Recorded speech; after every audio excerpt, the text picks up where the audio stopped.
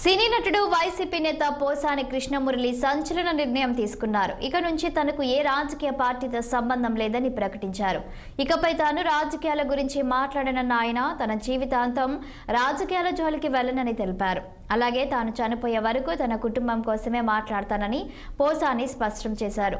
ఏ రాజకీయ నాయకుని గురించి విమర్శలు చేయనని ఆయన చెప్పారు. ఇన్నేళ్ల జీవితంలో తాను ఎవరికీ తల వంచలేదని స్పష్టం చేశారు. తనను అందరికంటే ఎక్కువగా పొగిడింది చంద్రబాబు అని అన్నారు. చంద్రబాబును ఎంతో గౌరవించానని అన్నారు పోసాని కృష్ణమురళి. జగన్ గారు ఎలా ప్రేమించాడో మీకు తెలుసు. సేమ్ టైము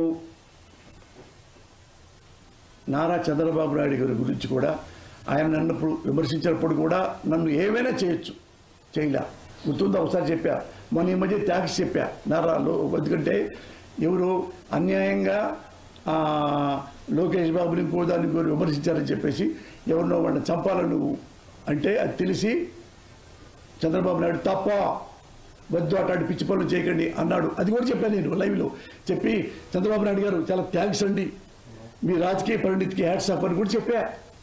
మంచిగా ఉన్నప్పుడు ఎప్పుడు చెప్తా, మరి తప్పులు ఉన్నప్పుడు చెప్పరా, తప్పులు ఉన్నప్పుడు చెప్పరా. నా పట్ల జగన్ గారు ఎలా ప్రేమించాడో మీకు తెలుసు.